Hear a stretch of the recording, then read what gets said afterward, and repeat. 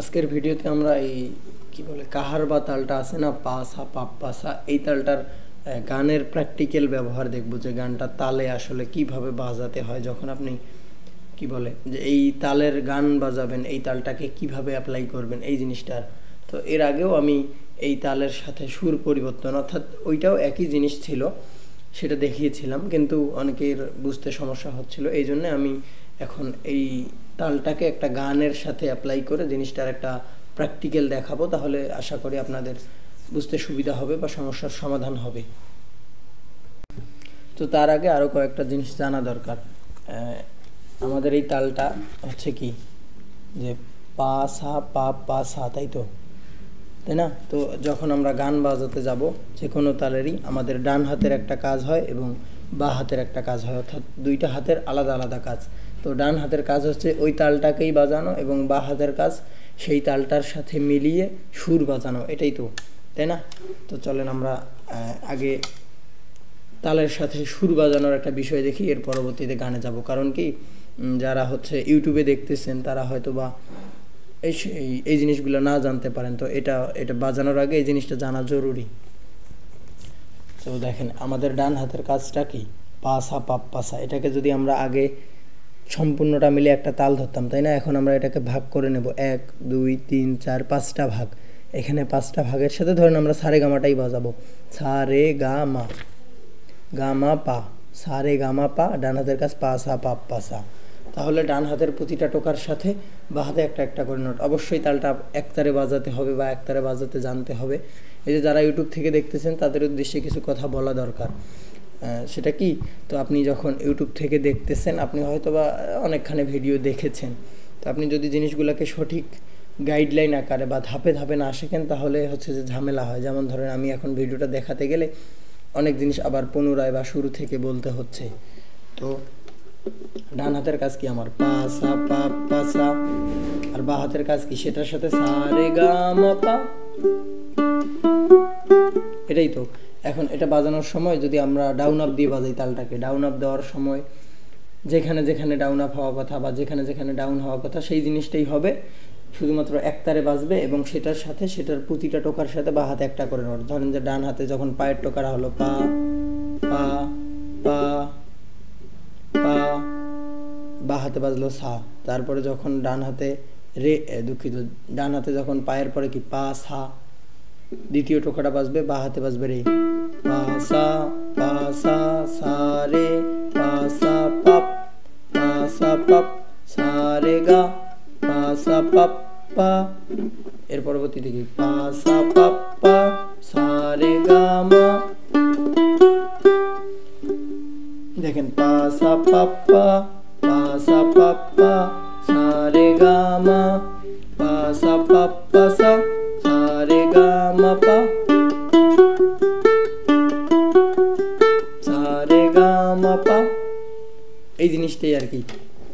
তো এখন এটার গানের ব্যবহারটা কিভাবে হয় সেটা একটু বলে তারপরে হচ্ছে আমি কি বলে প্র্যাকটিক্যালটা দেখাই। তো সাধারণত একটা গানে আমরা এই জিনিসটা এখন কিভাবে বাজালাম, এখন আমরা ডান হাতের যে কাজটা আছে পা সা পাপ পা সা, এই পুঁতিটাকে একটা একটা করে ভাগ করে এটার সাথে একটা একটা করে নোট বাজালাম, অর্থাৎ ডান হাতের কাজটাকে 5টা ভাগ করে বাঁ হাতে সেটার সাথে 5টা নোট বাজালাম।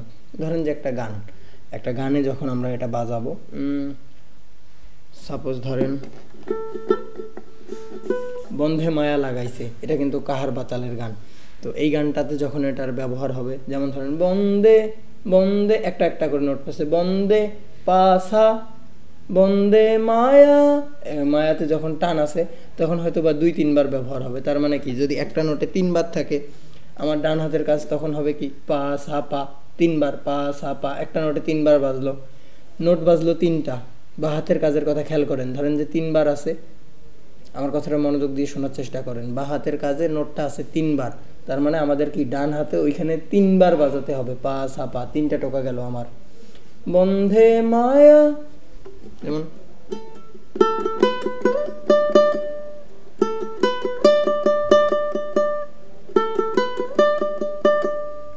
এইটার কি বলে, এই যে পরিবর্তন যেটা হবে সেটা সম্পূর্ণ গানের উপর নির্ভর করবে বা গানের সুরের উপর, কিন্তু আপনাকে মাথায় রাখতে হবে যদি 2 বার হয় আমি ডান হাতের টোকাটা 2 বার দিলাম, দিয়ে এর পরবর্তীতে যেখানে আছে সেখানে দিলাম।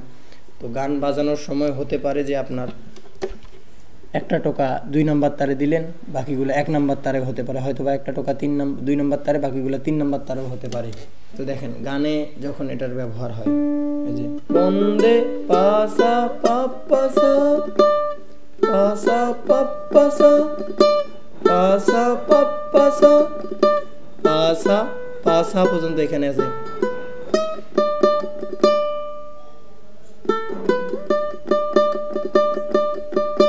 বন্ধে মায়া লাগাইছে, এখন যতক্ষণ এখানে থাকবে সে,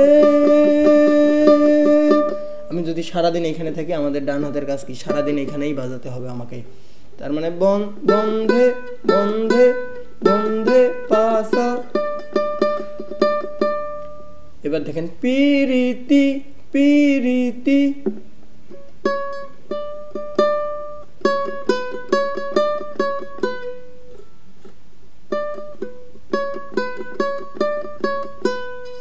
পিরিতি শিখাইছে পাসা পাপসা পাসা পাপস। ওই সেম জিনিস দেখেন, ওই তালটাকে ঠিক রেখে একটা একটা টোকা যে মেনটেন করার ব্যাপার না, সেই জিনিসটা আসতেছে। এখন সব থেকে বড় কথা কি, আপনি যখন এই তালটাকে শুরু থেকে অর্থাৎ সঠিক একটা গাইডলাইন অনুসরণ করে বাজাবেন, ধরেন আপনি তালটা প্রথমে শিখলেন, সেটাকে একতারে বাজানো, সেটার সাথে সারেগামা বাজানো, সেটার সাথে র্যান্ডম নোট বাজানো, এরপরে সেটার সাথে সুর পরিবর্তন, গানে সেটার অ্যাপ্লাই কিভাবে হবে, যখন এভাবে শিখবেন জিনিসগুলো দেখবেন এখন হয়তো বা অনেক কঠিন লাগতে পারে বা জিনিসটা মাথার উপর দিয়ে যাচ্ছে, এরকম হতে পারে। তো অধিকাংশ লোকের ক্ষেত্রে হয় কি, ইউটিউব দেখে শিখে, ইউটিউবে দ্রুত দাদরা তাল যেটা বলেন, এই তালটাকে নিয়ে অনেক প্র্যাকটিস করে, এই তালটা দেখা যায় যে অনেক ক্লিয়ার হয়ে যায়, কিন্তু আমাদের যেটা কাহার বা তাল, এই তালটাতে দেখা যায় ঝামেলা হয়। কারণ কি, আপনি যে তালটা বেশি প্র্যাকটিস করবেন আপনার সেটাতে সমস্যা থাকবে না। আপনার মেন উদ্দেশ্য থাকা দরকার বা মেন লক্ষ্য থাকা দরকার কি, যেটাতে বেশি সমস্যা সেটাতে বেশি প্র্যাকটিস করা, তাহলে জিনিসটা ক্লিয়ার হবে।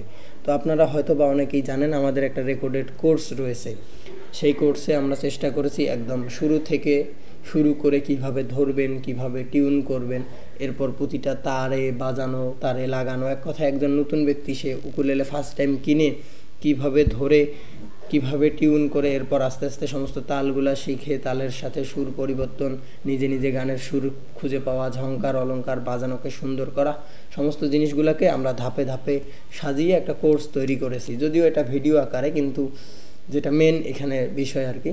তো আপনি ভিডিও দেখে শিখলেও যেখানে দরকার, আমার ধরেন যে আপনি শিখতেছেন এখন এই পর্যায়ে, কিন্তু সমস্যা হবে যখন শিখে ফেলবেন, যখন জিনিসগুলো সব জানবেন পারবেন, তখন কিন্তু আর সমস্যা হবে না। শিখতে গেলে নতুন বিষয় সামনে আসবে, সমস্যা হবে, বুঝতেছেন না, এরকম অনেক সমস্যা হবে। তো যে কোনো সময় সমস্যা হলো আমাকে কল করলেন যে ভাই এই জিনিসটা বুঝলাম না, আমি তখন সেটার সমাধান দিয়ে দিলাম। এখানে আমি আপনাকে ফুল টাইম গাইড না করলেও যেখানে দরকার গাইড করার, সেইখানে কিন্তু আমি থাকতেছি। আর আমাদের এই কোর্সের মূল্যের কথা যদি বলি, অনেকে পেইড কোর্স জন্য মনে করে কত কি জানে মূল্য। তো বিষয়টা কি, আসলে শেখার উদ্দেশ্য নিয়ে আসছেন, টাকা পয়সাটাই মেন বিষয় নয়। আপনি যে শিখতে যদি পারেন, তো দেখা যায় অনেকেই আছে অনেক দিন প্র্যাকটিস করে কিন্তু হতাশায় ভোগে, কীভাবে শিখবে, মনে করে যে ইউটিউব দেখে প্র্যাকটিস করে, মনে করে আমাকে দিয়ে আর হবে না। তো ভাই মেন বিষয়টা কি, আপনি যদি সঠিক একটা গাইডলাইন ফলো করেন, আহামরি না হওয়ার কিছু নেই। আর মূল্যের কথা যদি বলি, আমি এটার পিছনে একটা সময় দিয়েছি বা পরবর্তীতে আপনাকে গাইড করব। দেখা যায় আমি যেহেতু এটার পেছনে একটা সময় ব্যয় করেছি বা করতেছি, সেটার জাস্ট একটা নামমাত্র মূল্য রেখেই আমাদের এই কোর্সটা আমরা দেওয়ার চেষ্টা করেছি।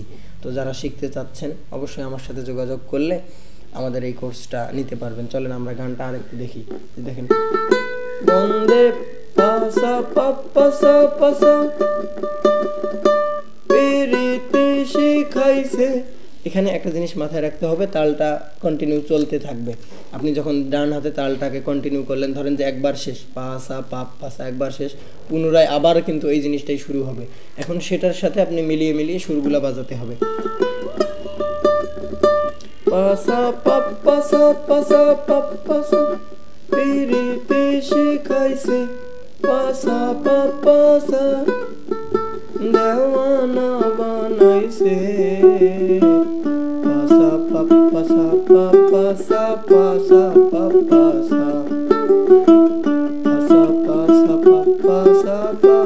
সা পা পা সা।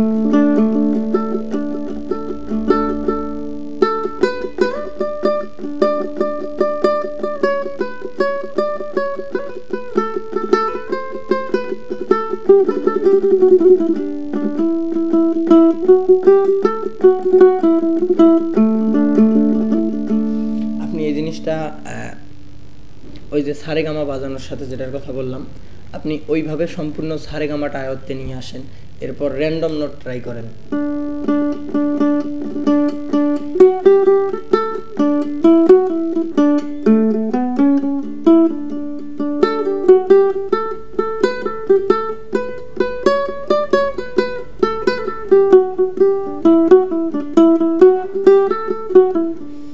এই সেম টেকনিক প্রতিটা টোকার সাথে একটা একটা করে নোট, তালটাকে কন্টিনিউ রেখে সেটার সাথে একটা একটা করে নোট পরিবর্তন করে দেন, এইভাবে করেন, দেখেন জিনিসটা চলে আসবে। তো ভালো থাকবেন সবাই, দেখা হবে পরবর্তী কোনো ভিডিওতে।